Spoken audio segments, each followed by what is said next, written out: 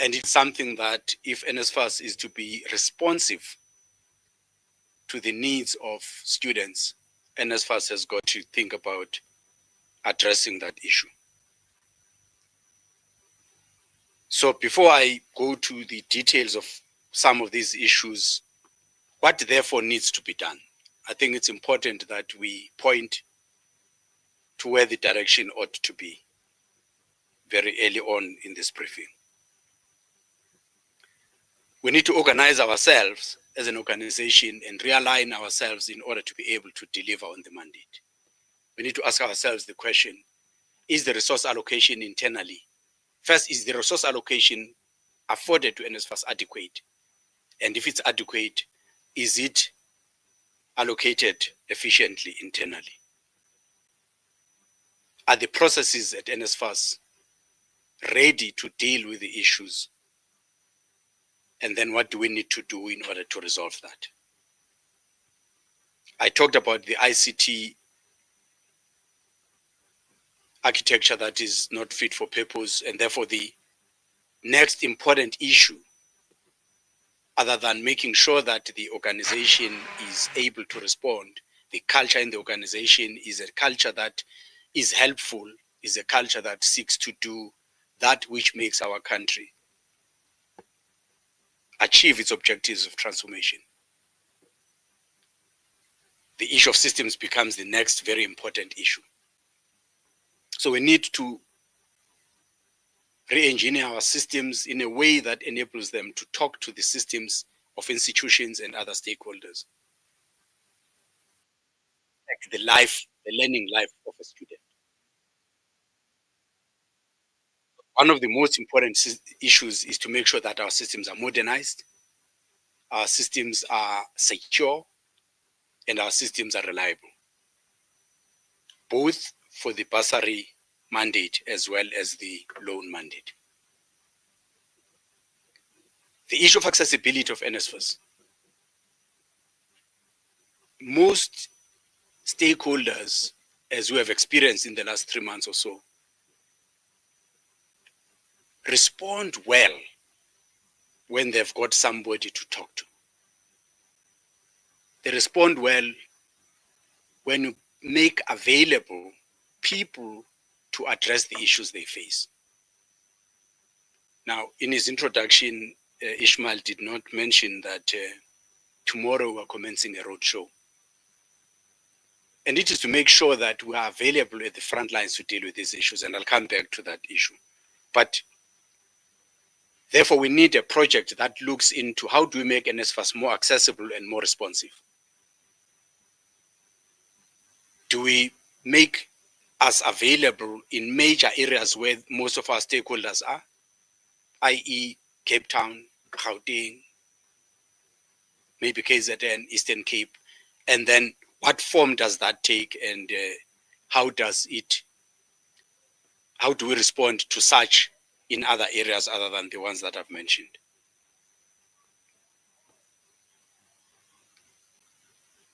I said the disbursement process and the payment process of student accommodation is costly and very, very frustrating. We need to streamline that and make sure that it's cost effective, it's efficient, and it ensures that students as well as accommodation providers receive their monies or funds in time. That is the remaining pain point that we have with accommodation providers. We're already approaching another academic year. With TVET colleges, the times are happening throughout the year, and as such, we've just closed another application process for the TVET colleges, which opened beginning of July and closed towards the end of July. But for universities, they are already putting together their budgets and so on. The alignment of their planning processes with NSFAS processes is critical. For the current year, planning for 2025, we are not going to achieve that alignment. But we are undertaking as NSFAS that we should make sure that our planning happens at least in a way that enables decisions to be made before the end of December, so that when students come in at the beginning of the year to go to institutions, these decisions have been made. Of course, for first-time applicants, you do have a challenge that as part and parcel of finalizing the decision, you need the results from their basic education level, which then may make some of the decisions lag behind. But that should be the only issue we consider, those results. Everything else that we need to look at should have been looked at and a decision made on that basis. So to that end, we want to work closer with DHET, work closer with USAF, work closer with SACPO, work closer with SASAP, work closer with ACOI, FABSA, as well as the student bodies. And we're setting up that way of thinking about these things in order to make sure that our planning is responsive to the issues. So, what has been happening in the firefighting area? First thing that we needed to do is to make sure that we do not create blind spots in the administration. What do I mean by not creating blind spots in the administration? The administrator is the board as well as the CEO. So you need to create some governance framework that enables better decision making, better deliberation on issues, so that when the final decision is made, that decision is well considered. So we put together a governance framework, we set up some committees, and those committees are very, very helpful in ensuring that we make decisions that are sensible. And of course, to make sure that our work, even by a structure that's different to the normal governance process, is indeed not lacking on the governance front.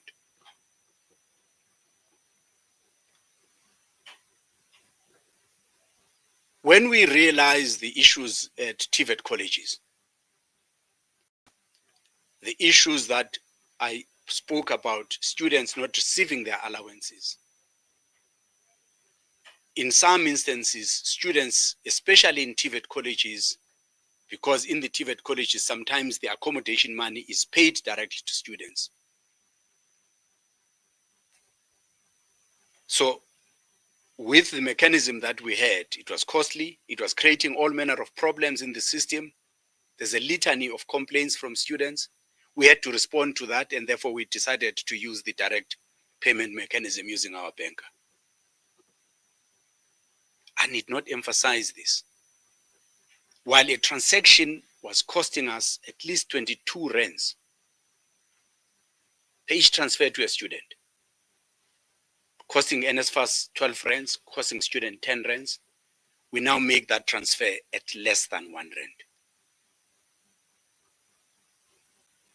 We now make that transfer at less than 1 rand. And I think this is an important point in the direct payment mechanism system. And having done that, we also see a lot of stability in the sector, in that there's hardly students that are complaining about not receiving their allowances. I know that there are still students, around 11,000, that for whatever reason, their banking details have not been submitted. And there's work that's being done to make sure that everybody's bank details are available. And of course, to verify that if others' bank details are not there, do they in fact exist? So that small number of students were following up on, but the system has stabilized for TVET colleges. For universities, we're obviously paying through the universities at the moment as an interim measure. So this is an important fact, because we also then can know, who are we paying? Does the student indeed exist? And it's an important consideration to do. University payments, of course, I've said that we're paying through the universities. We thank the leadership of universities for bearing with us in this regard. Our main objective of continuing with that mechanism is to make sure that students are not left without their allowances, which was happening. So we really are thankful of the universities. And we then are aiming to make sure that all of our payments are paid directly to the beneficiaries. That is the end goal.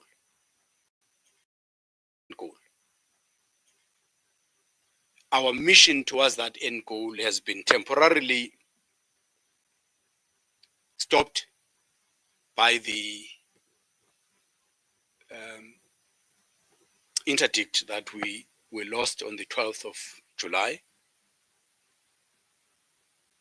And processes are underway to reverse that decision. On the issues of appeals, this is a big pain point for students, for institutions, and for accommodation providers. So resolving this issue would help us. When the administration started, we had about 88,000 appeals that needed to be dealt with. By the beginning of the month, we had around 28,000 appeals that we still needed to deal with. Of course, the number shifts because sometimes other students would come in and appeal at a later point and so on. But we are left with less than 4,000 or around 4,000 now that we still need to close. And of course, the others have been dealt with. There might be some outstanding information here and there. But there's been a lot of progress made in order to alleviate the plight of students. The loan decisions, we've done the work that needs to be done. We had quite a number of applications, but most of the applicants did not either meet the requirements or some did not really apply, but they had opened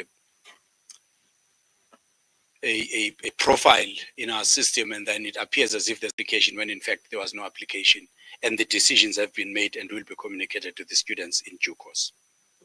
Funding decisions will be communicated to students in due course.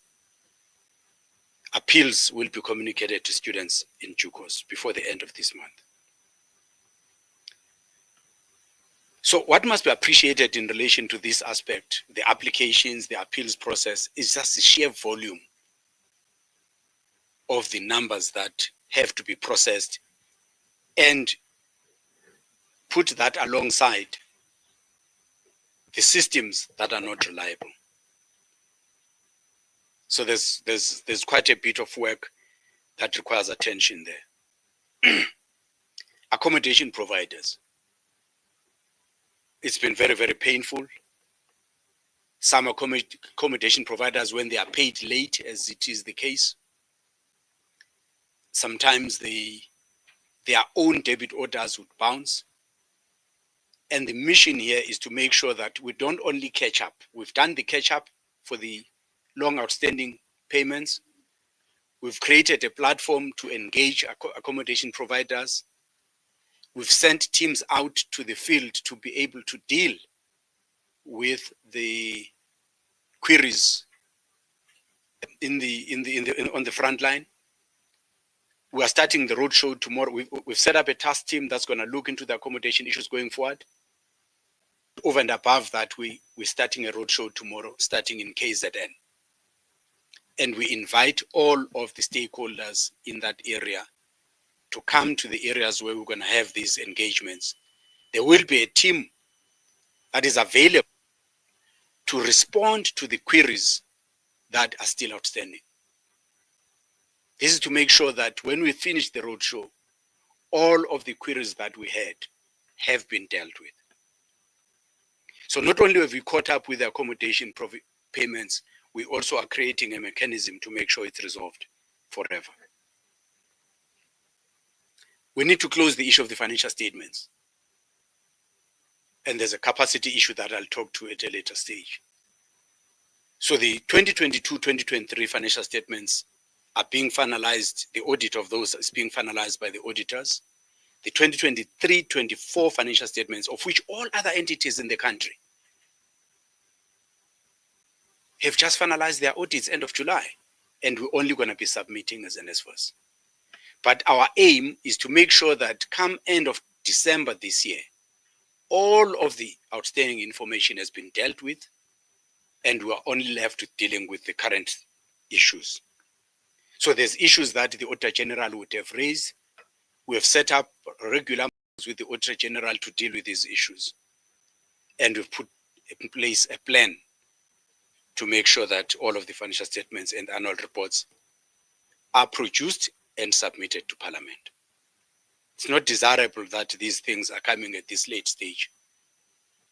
But from where we're sitting, we think that it's best to put a thorough job in preparing these and submit them. Some of the work we are doing relates to some of the procurement issues. With the organization, some of the activities in the procurement space have not been happening as they should. There are a number of contracts that the procurement process was questionable, and we have to address that. And there's a requirement in the PFMA that says you should avoid fruitless and wasteful expenditure as well as irregular expenditure. So in the manner in which we're addressing these procurement issues, we do want to use the rules as they are available in the legislation and the regulations respond to our challenges. And we think there's a way to do it.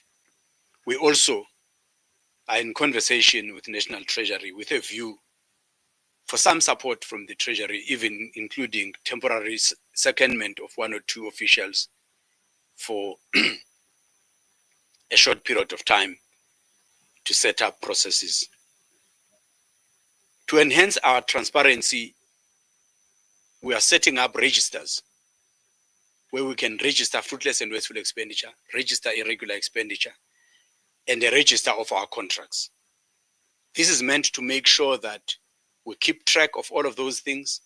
We respond to them in terms of how the legislation wishes us to respond to them by addressing them once and for all, improve internal controls, but most importantly, if there's any recoveries of monies to be made, we follow up on those.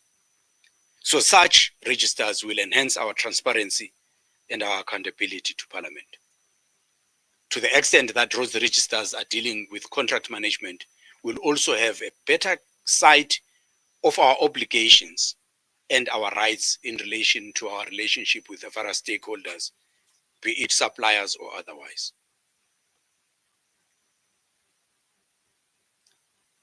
It has become clear to us that we can't address these things at NSFAS unless we bring additional capacity.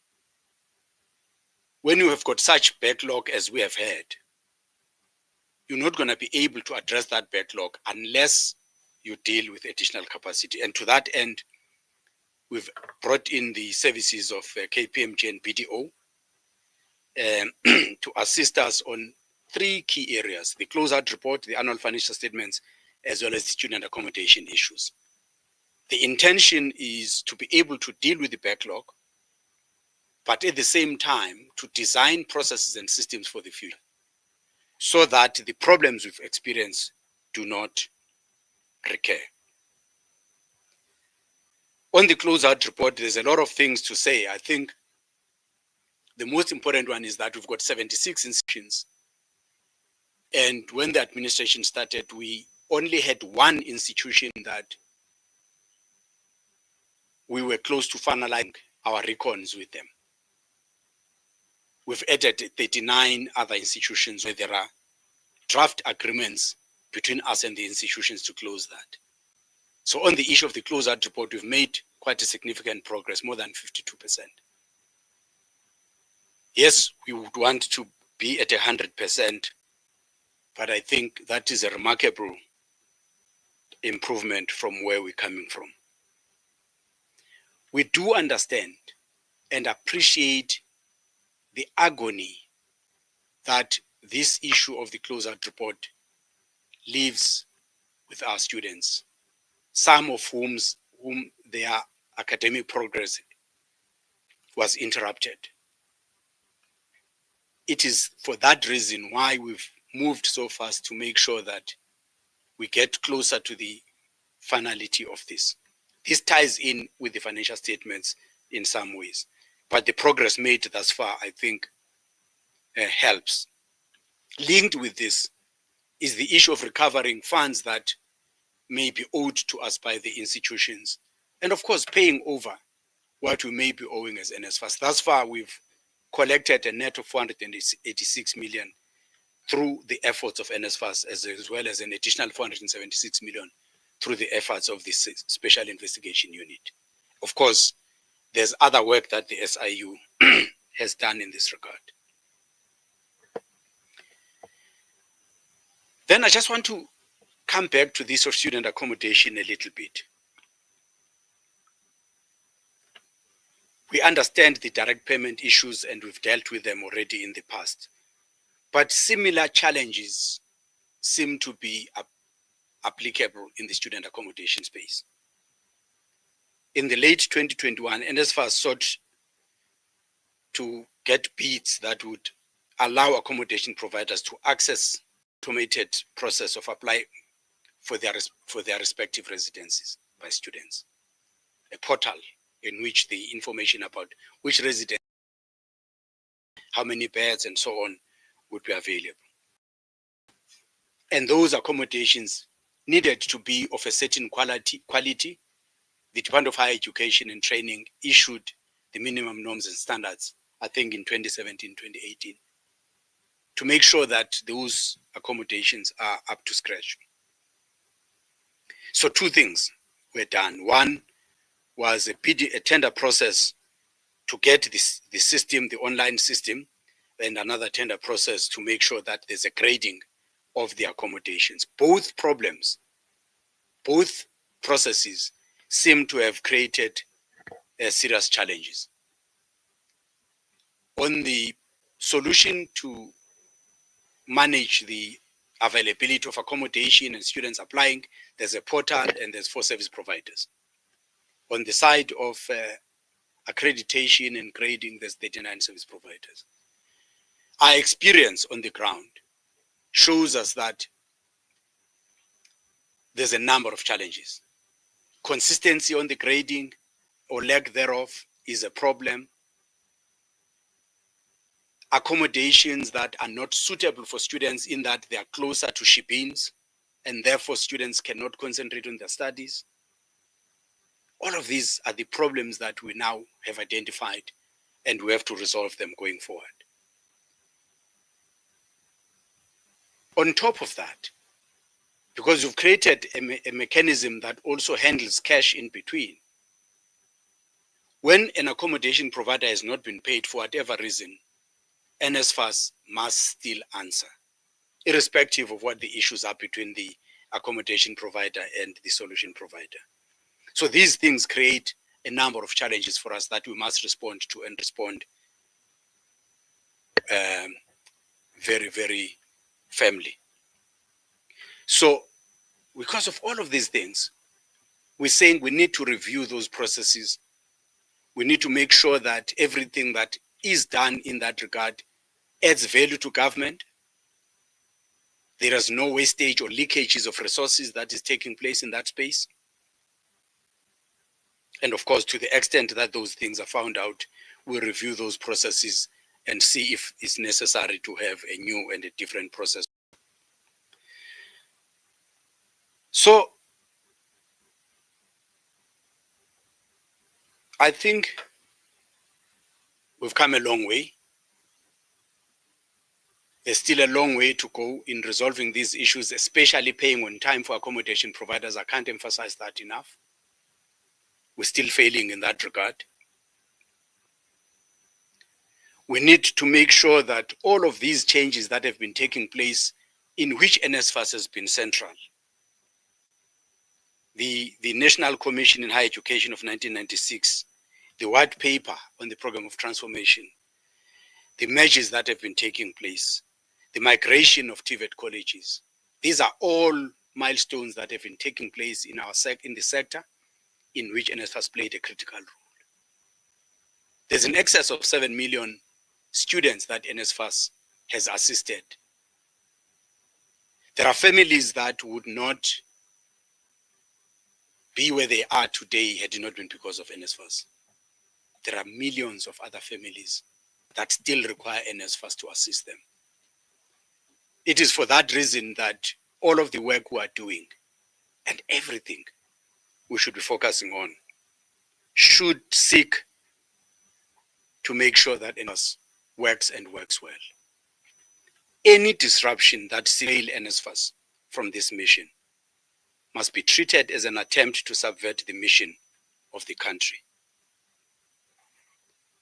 And it is for that reason that we call upon all of the stakeholders in the sector to work with us, to support us in doing the work that we need to do to make NSFAS an efficient organization.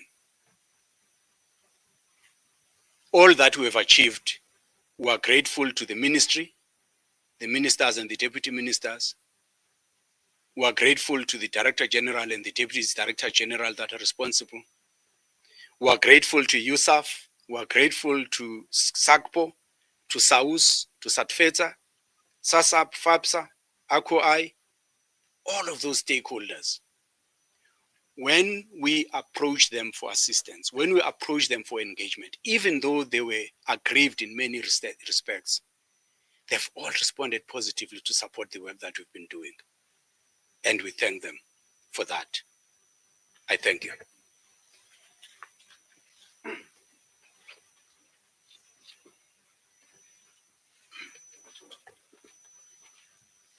Thank you very much,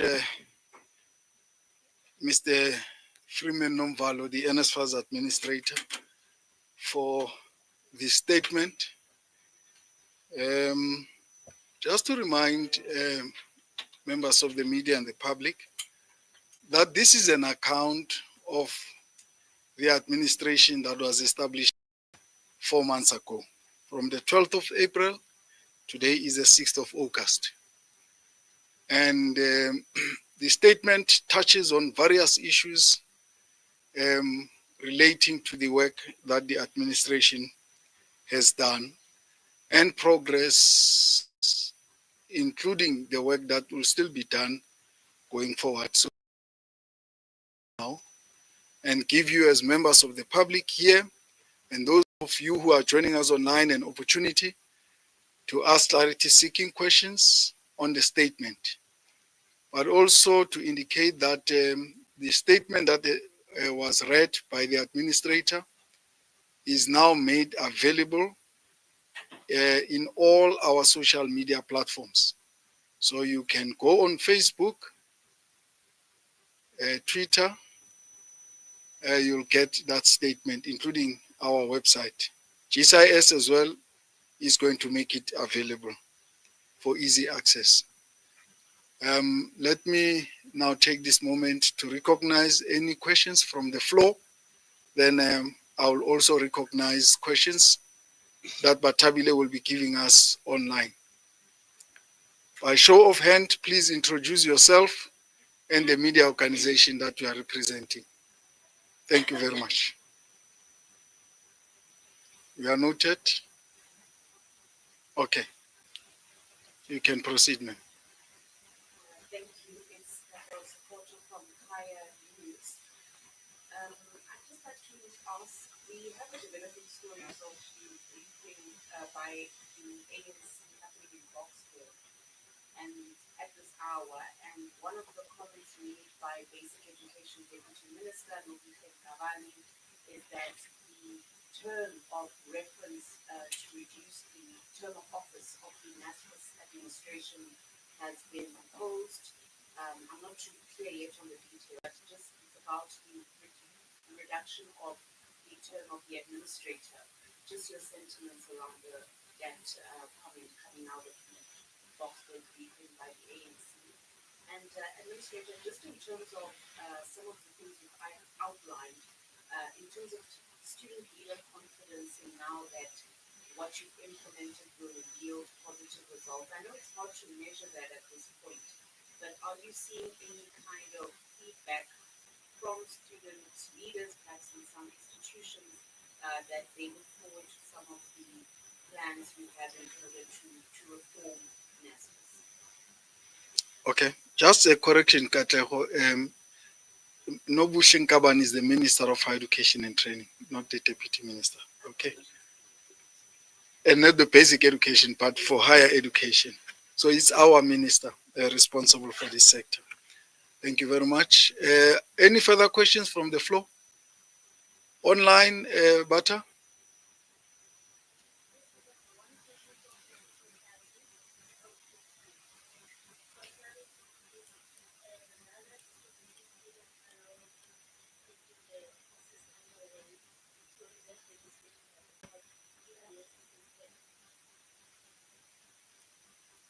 Okay. Is that the only question from Ogushe? Okay. No, thank you very much. Babnomvalo, only two questions. One from Katlego and one from Ogushe. Thanks.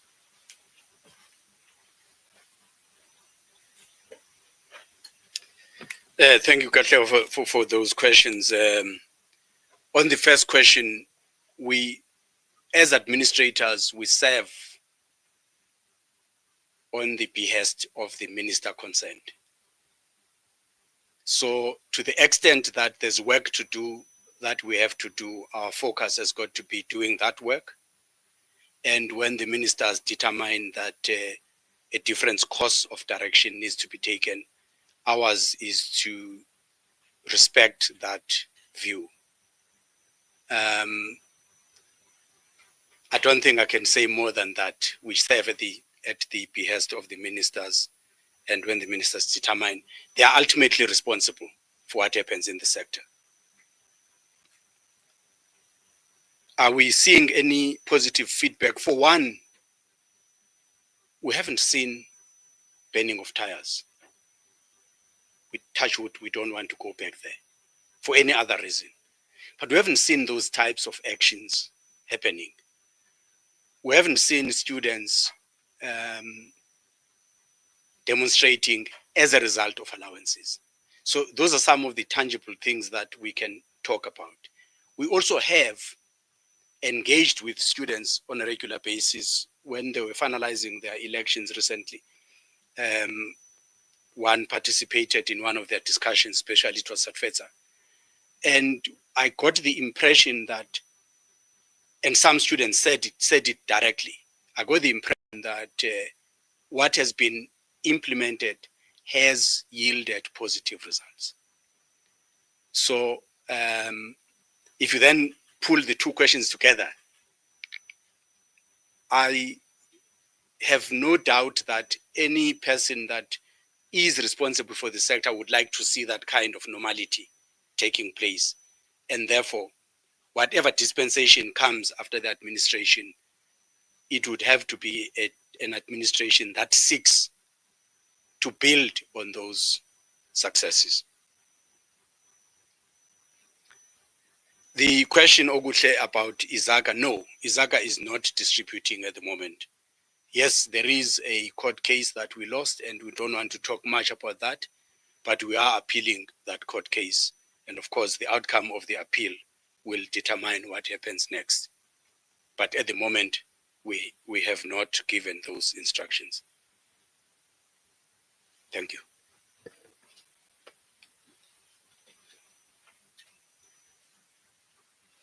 May I see by the show of hands if there are further questions? Okay, yes, ma'am.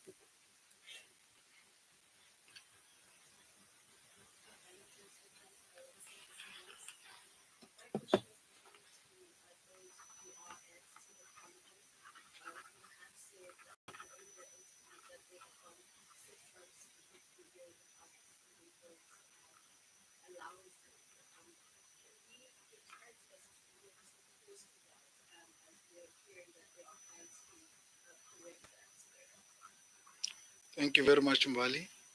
Any further hands? Watabile, do we have any questions online? Okay. Ladies and gentlemen, this will be the last question for this media briefing, and we'll allow the administrator to respond to the question. Nomvalo?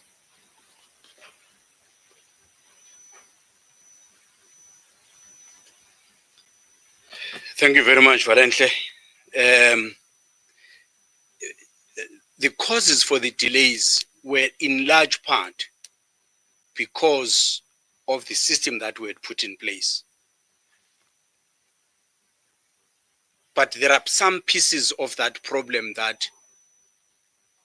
so in order to make transfers to any bank account, because of the fraud that normally takes place, they call it money laundering and all of those things, there are requirements in terms of the Financial Intelligence Center Act that the financial service providers should know their clients.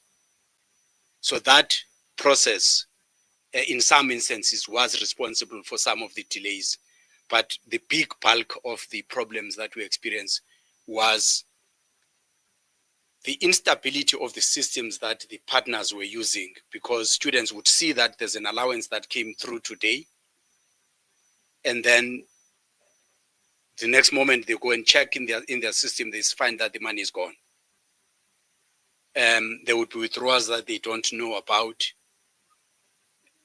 And then there's a whole long process after that to try and establish what went wrong and so on. Hence, we felt that it's best for NSFAS to transfer the money from NSFAS's bank account directly to the student bank account. If any value add that the various partners that have been engaged, that they add in the process, let's focus on that and see how we respond to that in terms of payments and so on.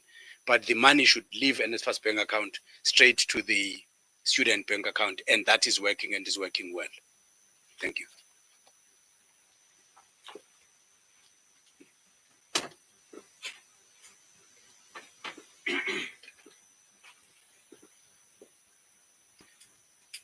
Thank you very much, Nomvalo. Ladies and gentlemen, this brings us to the end of our media briefing. Just one quick announcement on our side. As the administrator has said, tomorrow we are beginning with our provincial roadshows. We'll be in KwaZulu-Natal at the Coastal Hotel in Gwamhlanga. Please join us there. From 8 o'clock in the morning, we'll be there up until 5 o'clock. The administrator, together with the advisors, will be there to engage on various with the accommodation providers.